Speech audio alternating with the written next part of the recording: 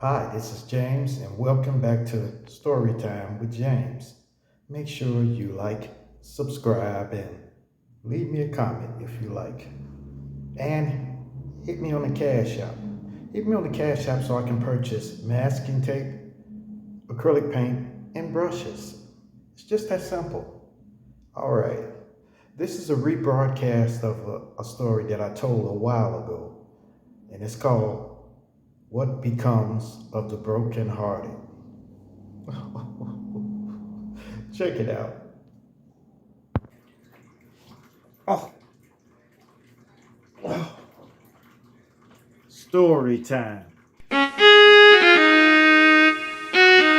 know what? I wasn't going to do this one.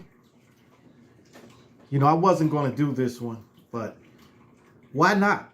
Y'all my friends and everything. And I ran it past my wife to see if it's okay that if I told it, but I'm gonna tell it like it is. You know, this was when your boy got brokenhearted. This was back in the 80s. Back in the 80s. I was a youngster then. I was a spring chicken. Back in the 80s. Well, I didn't know what love was or nothing like that, but I thought I was in love. Maybe I was infatuated. I don't know. So, one day, me and a couple of my partners were walking around, walking around the neighborhood and stuff like that. And we walked past and we saw these three girls sitting on their porch. So I was always a talking person, so I stopped by and said, hey, how y'all doing? So we all started talking talking. So it was one of them, I'll call her Patricia. It was one girl named Patricia she was the finest girl around there. She was fine. Okay, so I talked to her, and then I asked her to braid my hair, because I had long hair then.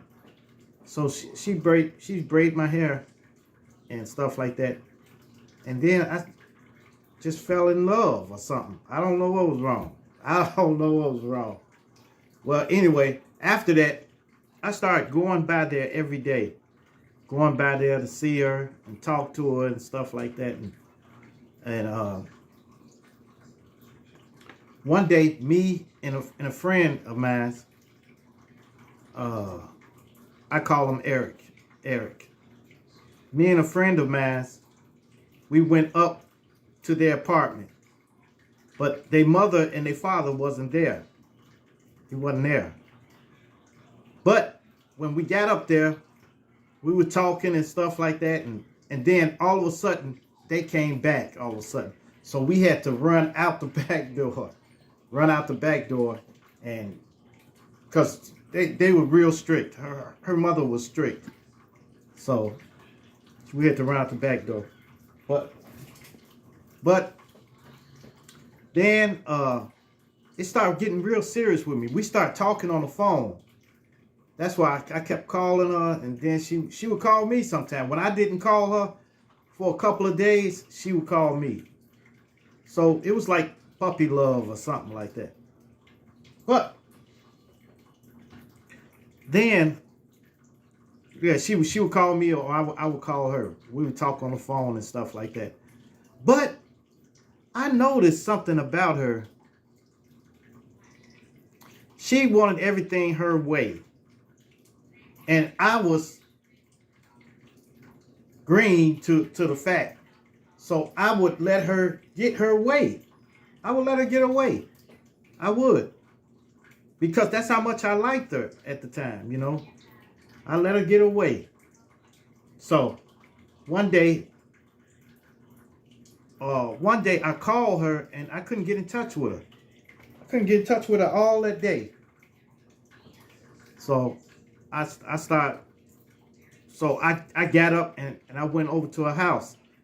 And she was in the window. She couldn't come outside. So I was talking to her, up in the window, And I asked her, I said, why you don't come? She said she couldn't, her parents wouldn't let her get on the phone or something like that. I said, okay. Well, if you can, call me tomorrow, okay? She said, okay. Boom. Next day, no call. The next day, no call. See, you see the pattern here? She had me reeled in. Now she can back away, So I said, man, what's going on here? So then she would call me. She would call me and everything would be fine. I wouldn't even go off on her about not calling. I just asked her, I said, why you didn't call me? She said, oh man, they wouldn't let me get on the phone or something like that. So it kept going on. Then one day she told me, she said, we're moving.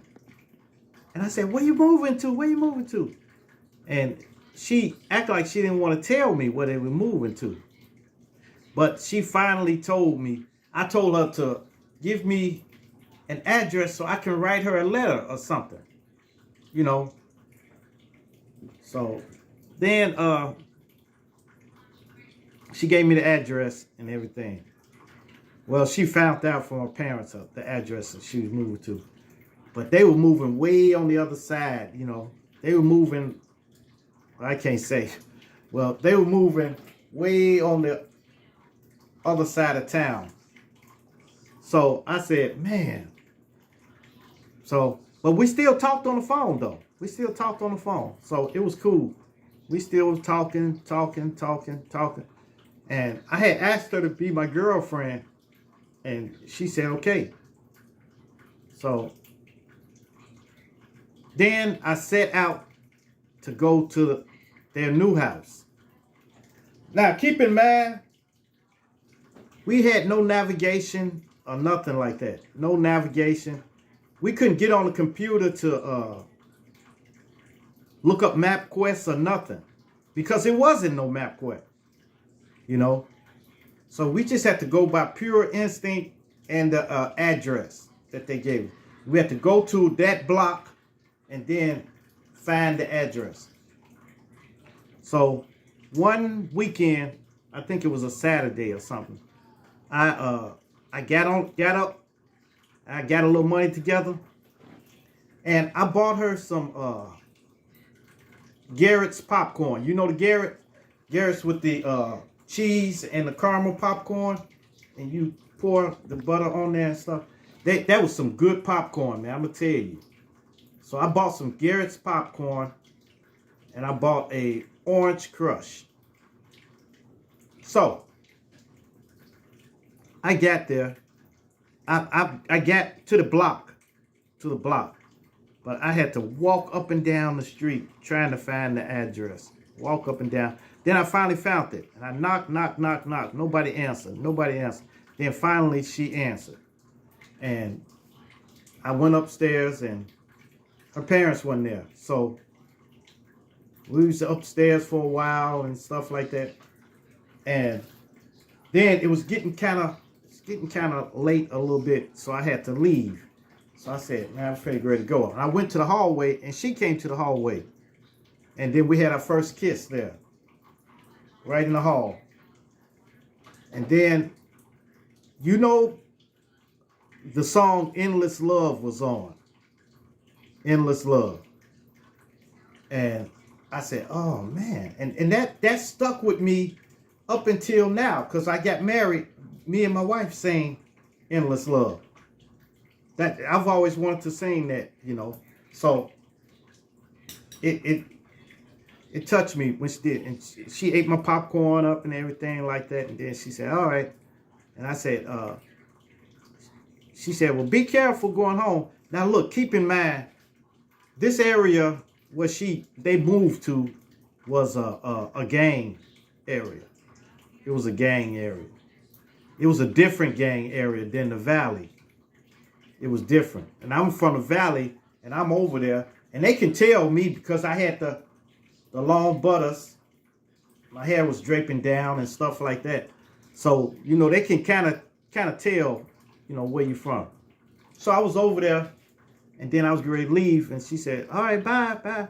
And I said, all right, I'll try to come back, you know, probably next weekend or something. So I start walking down the street, and of course some guys were out there, so I ended up having to run. They wasn't catching me. They wasn't catching me because I was a runner then. I was still running then. I sprinted on down, and I got on the bus, you know, at Ashland. I got on the bus and shot off to the crib. Came to the crib. And I came home. I'm feeling good about myself. Feeling good about myself. Until I got home, and I was going to call her to tell her I made it home safe. She didn't answer the phone. I knew she was there because she told me her parents wasn't there, so they couldn't go out.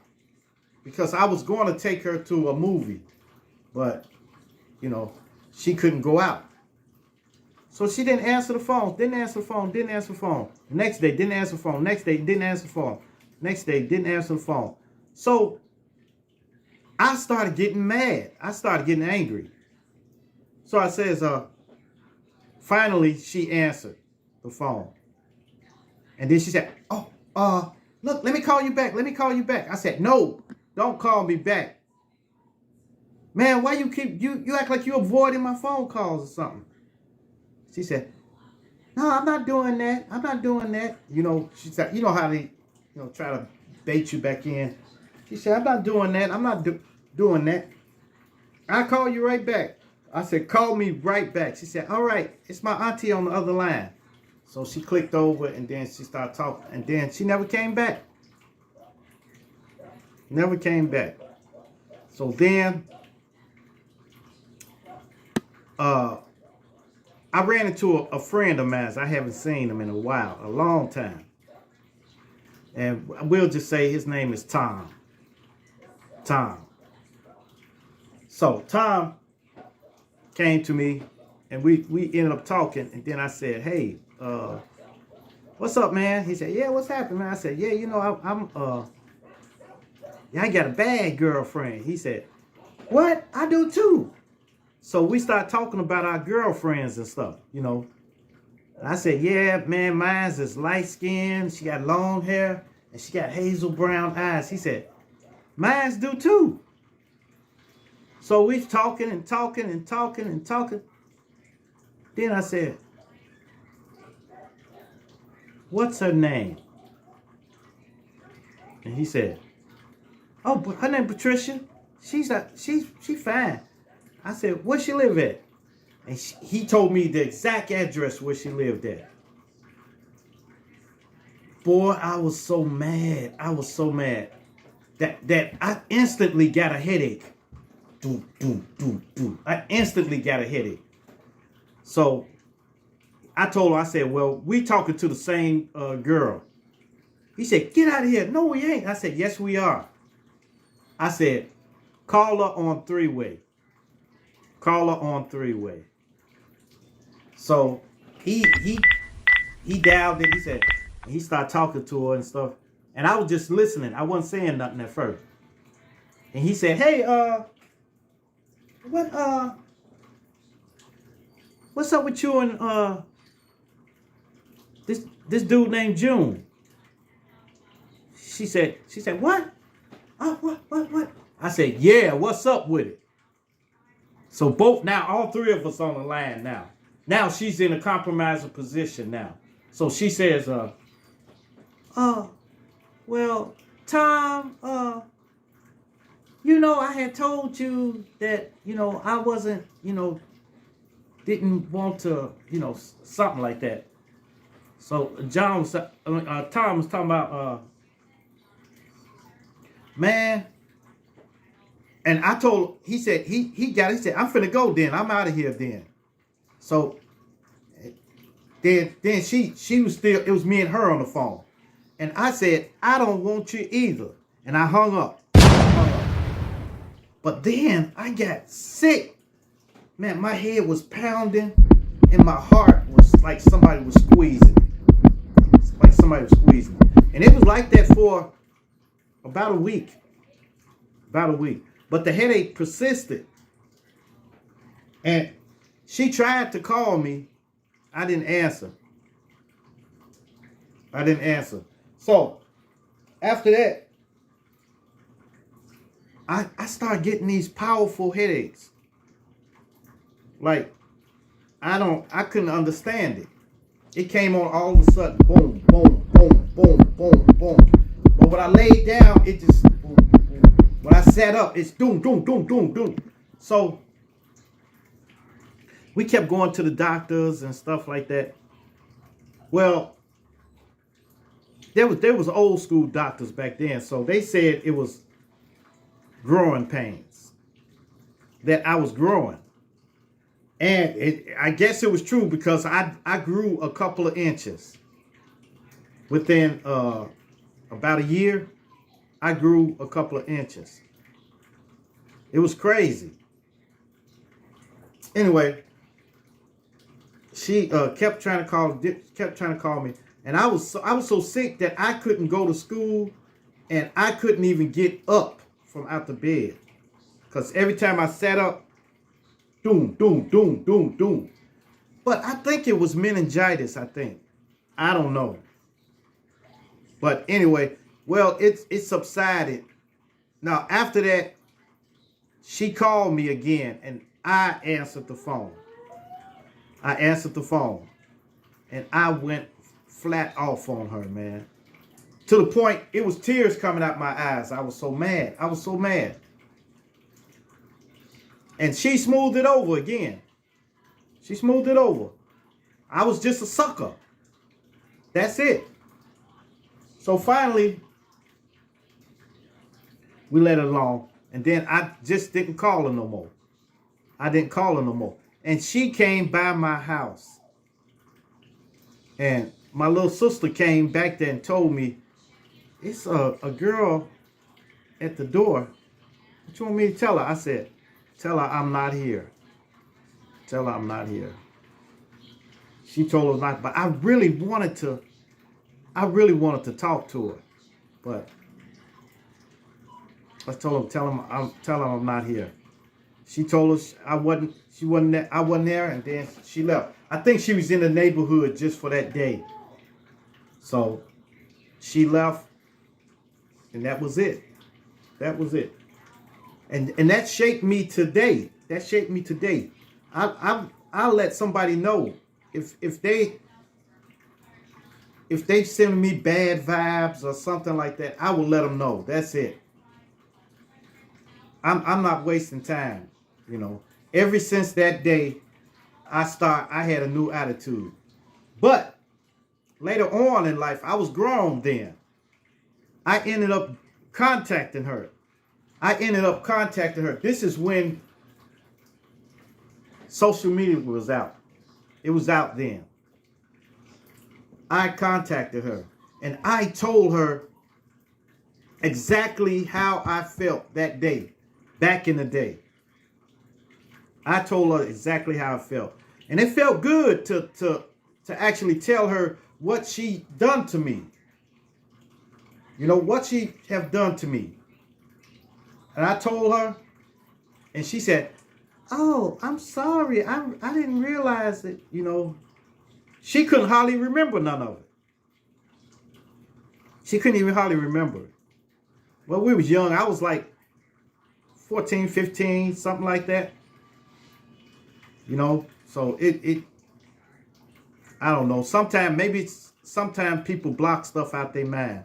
But I was able to tell her how I really felt, you know, because it wasn't nothing there anymore, but I told her how I really felt about it. And I never let that happen again. Never will I be at home crying over a girl. Never. All right. Well, So that's it for my that was for my story time, okay? Make sure you like, subscribe, and leave me a comment if you like. And hit that bell notification. Hit that bell notification so that you know every time I drop another video. And share. Share my videos with everyone so that everyone can get this wonderful experience. All right? Peace. Adios. Salamat. Card dance.